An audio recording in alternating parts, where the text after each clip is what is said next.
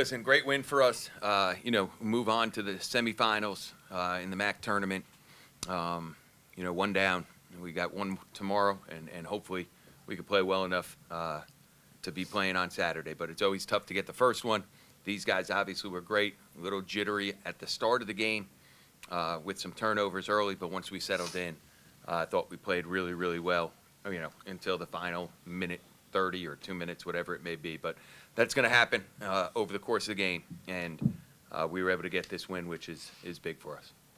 Thank you, Coach. Now we'll move on to questions for the student athletes. If you could please raise your hand, and I will call on you. Start in the front.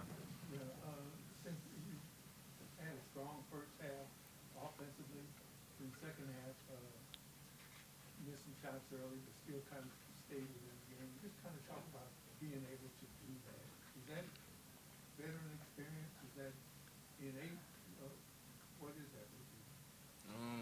I guess you can call it veteran experience, but I think that's just how I play. I don't need to put the ball in the basket to make an impact on the floor every night. I feel like teams are starting to focus more on me, so I'm getting two guys at me, and it's easier for me to find my teammates open and get them easier shots. So I was just letting the game come to me and take whatever open. And I wasn't really worried about me making or missing any shots. I was just going to keep playing hard. How does it feel to extend the winning streak to 13 games? We already stopped our winning streak. That's just one. We here to win 3 games. That's all we focus about. Malique, just talk about the matchup. Obviously, Miami's got a couple pretty good guards. Obviously, you guys just kind of talk about that guard matchup coming in, how you guys were able to kind of control it. The first thing is we didn't want them to get comfortable. We wanted to get under them, make them hard, catching the ball and stuff. And we know that they're a good three-point team and a good free throw team. So we was kind of just making them drive, and we just wall up, and they just finished with a strong chest out. Since you're talking more about your journey a little bit, if you can. I know Coach said he wanted you the first time pretty badly. You're back, player of the year, now in the semifinals. What's this all been like for you? It's been amazing.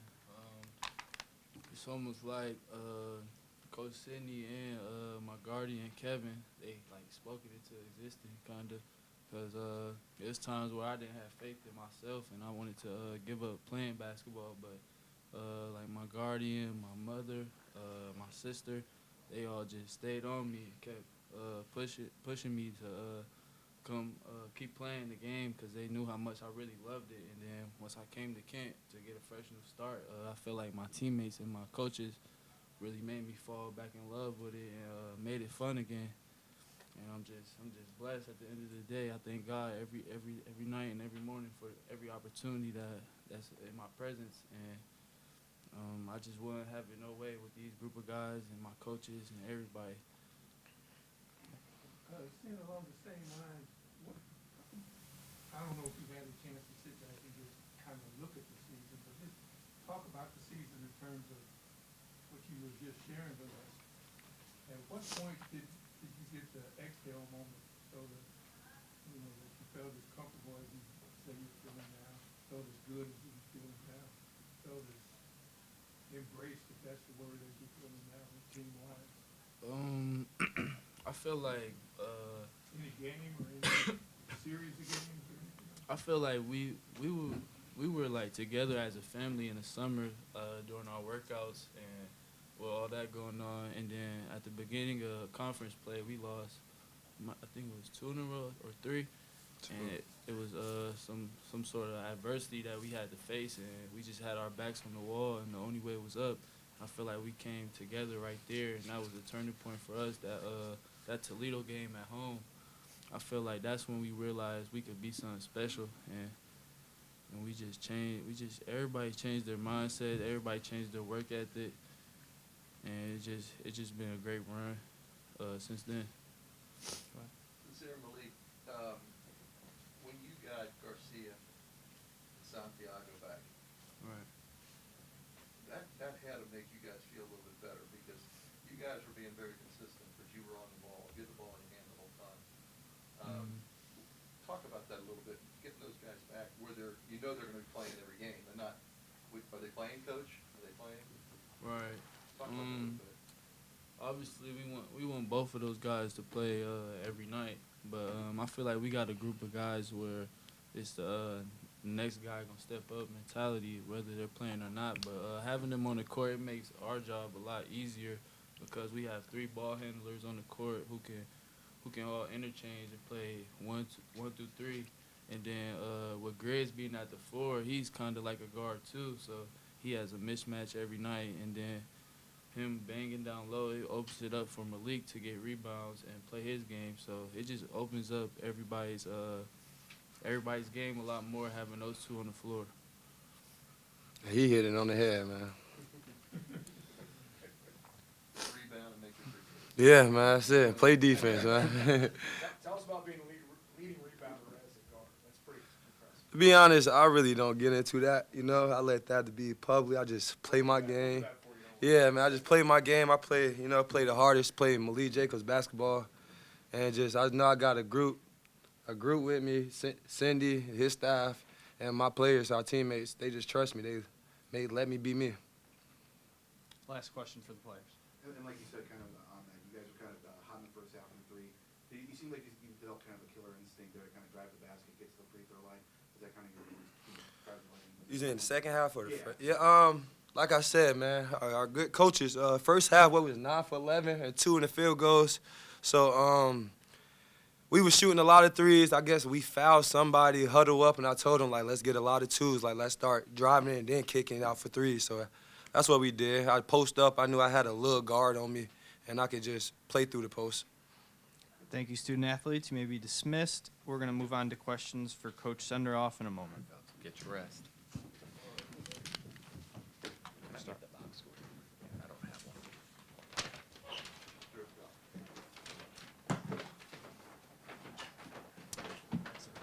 Coach, you get all these guys coming through, and one of the things that's pretty consistent is, let me be me. I didn't hear you say that again, Al. No, I said, you got a lot of guys coming through, not just this year, but through the program, and it seems like invariably, you get this, coaches, let me be me, let me be me. Well, when you got 5 guys, 11 guys, let me be me, there's got to be something. Yeah. How do you manage that? How do you deal with that and make that a winner? Yeah, I I don't know mean, if that goes to look, game per se. I think at the end of the day, these guys and everyone, they're winning players, right? So when you're part of a team, you're going to have to sacrifice. When you're part of a team, you're going to have to give some individual stuff up. This isn't golf or tennis. And everyone in the locker room is giving something up to help our team, be good. And in doing that, we've been able to play better and play more consistently. And at the end of the day, I'm going to let guys express themselves as players because I think that's important. That's how you want to play. You want to play free, and you want to play with confidence, and you want to be able to express yourself. As long as we're trying to win, as long as these guys are doing well in school and doing the stuff they're supposed to do in the classroom, which we do. Graduated 40 out of 41 players, had the highest GPA in school history last year. It's great to see. And to me, there's more stories, and I'm hoping that we can continue to win because I think some of these things, should be set on a national stage at some point. And I'm hoping we're able to get these wins tomorrow and the next day so that we have that opportunity. Steady coach of the year, and win streak. How does that tie into what we're going to see tomorrow? I'll say this, I was really happy with Sin's answer because his answer is right. We're at a 1-game winning streak. Everybody comes in here trying to get 3 wins. That's it. And what we've done in the regular season is awesome. Me winning that award, anybody who knows basketball knows that that's not me. That's these guys, right? And that's the coaching staff and the support staff and the managers, and that's all them. Ultimately, somebody's got to be. I'm the head coach, so when we play well, I get some credit, and when we play poorly, I get some blame. So that's how that works. But this is a program award and a team award. but, you know, we're just trying to continue to play well. And I'm not thinking about that at all. It's obviously nice to get recognized, but you get recognized because you have good players who are sacrificing, as Elton brought up, and competing, which is what, you know, the foundation of the program is on competing.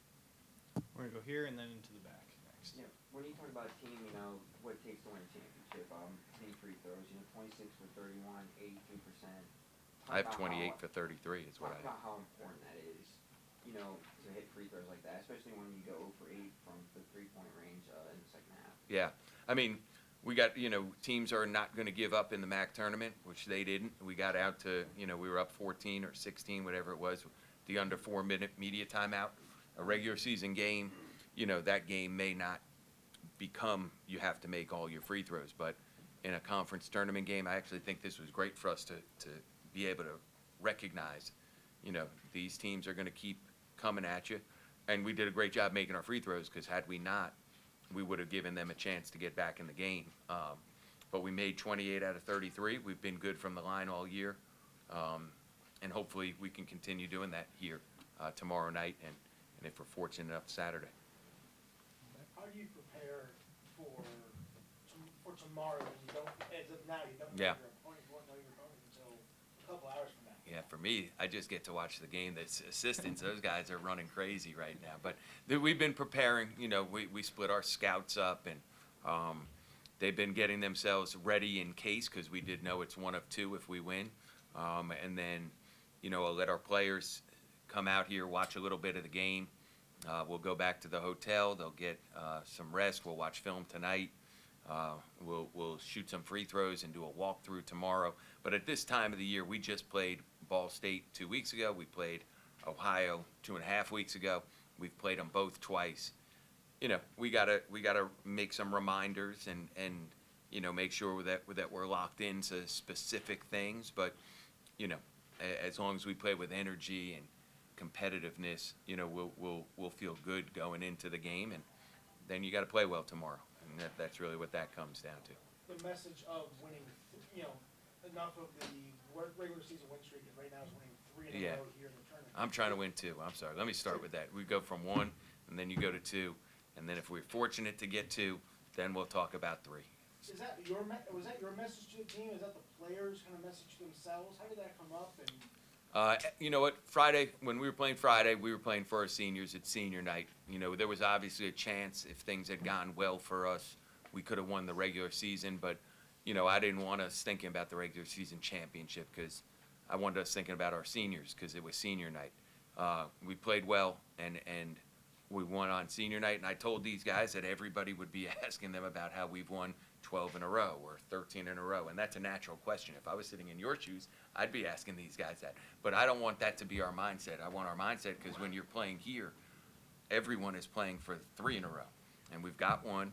You know, tomorrow we'll be playing for 2 against a team that, it's funny how this works. When you play in March, you get 1 win and you're hot. So, like, you know, I think Ball State won their last game. So if they win, they will have won 2 in a row. Ohio did not, but if they win tonight, Ohio will be hot. That's just how it works. And they're the defending champs of the tournament, with all conference players all over the place, and a good coach who, you know, the whole deal, whose staff's going to have them prepared. So we got to be locked into tomorrow. Whoever we play, we'll find out, you know, in 2 hours, 2+ hours, and we'll get as ready as we can get. And if we play as hard as we can play, whatever happens, happens. And if we can get 2, then we'll sit here again tomorrow night, and then we'll say, hey, we're trying to get 3, right? We got time for 2 more quick ones right here I'm not and gonna right here, go. and we're gonna go. I got all day. I don't have to prepare or anything. Early in the year, you had a losing, I laugh about this, because early in the year you had a losing record. When we sat there and talked, Yeah. I asked you, you know, what are you doing, what's going on, and you said, hell, I don't know, I've never been in this situation where you had a losing record that early in the year. Okay, now you've won, you know, whatever number in a row, but we're talking, what has that done, being in that position back there when you had a losing record, and now going on a string of winning a lot of games? How has that really helped you in coaching? I mean, you went through 2 different. Yeah, I told you then that the Peloton is what saves me. That's that my Peloton and my Peloton instructors have given me hope. But Who's your favorite I instructor? thought they were bankrupt. you know what? I got a couple: Rebecca Kennedy and Jess Sims. Alright. Those are my two favorites. They're great. So they get me in a great mindset every morning. So, but you know what? Our program, we were 7-8, and we were struggling in a lot of ways, and you know, the credit. Again, I get it how it works. If we continue to lose, I would deserve to get the blame. I'm the coach, but the reality is the players. You know, we won one, we got another one, and then you know we did talk about, hey, to go to the NCAA tournament, you got to win 3 in a row, and then we got that third in a row, and I really thought that, you know, the energy shifted. We played Akron at home. It was a great crowd. It was a really good win for us at home, the first one. And we played really, really well, and I thought we fed off the energy. And there was not a lot of energy. I remember Alan asking me a question when we had lost at home to Northern Illinois, and my comment was that it doesn't look like we're having any fun playing. And there was no life. There was no life in the building. There was no life amongst the team.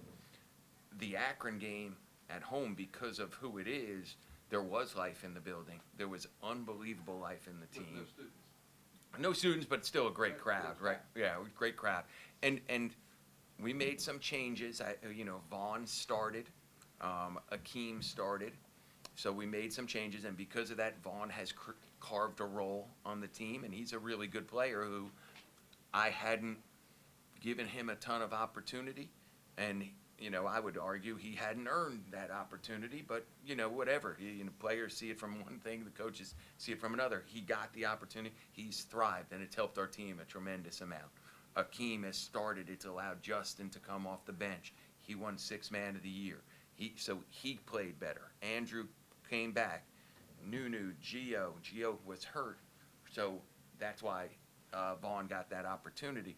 So we got to 3, and then, okay, let's keep this thing going, and we've played well, and you know, here we are getting a chance tomorrow night to play in the conference semifinals, which again at 7-8, you know, obviously we'd hope to do that, but you know, at that time it certainly didn't look that way, but that's why it's a long season. We talked about, Last one. back to the game tonight and tomorrow. Yeah. You're gonna play a team, regardless who wins it, that's got some inside presence. There was never a doubt that you were going to ask me about big guys, Elton. I knew that. I knew. So go ahead. Let me hear. What is it about the bigs? Yeah, they got good bigs. Listen, they got good, both teams. That's what I'm Yeah, saying. both Carter teams. and Vanderplas, Yeah, really good bigs, the and guys Peyton that showed Sparks. up for Miami today were big. Yeah, I mean, so how do you, we'll have to do a good job on whoever it is that we play for sure. Because Precious, and Elijah McNamara played very well tonight against us, and we'll have to do a better job tomorrow night. You know, with whether it's Peyton Sparks and Myron, you know, whether it's those two or if it's Carter and Vanderplas, those two are great players, and you know, we'll have to be a little bit better in that area, and maybe give them a little bit of help, because we put all of our bigs on an island tonight because we were so concerned with the guard play that, you know, they were just playing one-on-one for the entire game, and you know, that's probably not what we will do the entire game against those two teams that we could play tomorrow. Okay. That's all right. Listen, Thank you, I everybody. knew it was coming. So I'm just glad you're asking me questions. I'm smiling right now, as opposed to you could be asking me questions and I could be upset. So hopefully I'll be smiling tomorrow. Thank you, guys.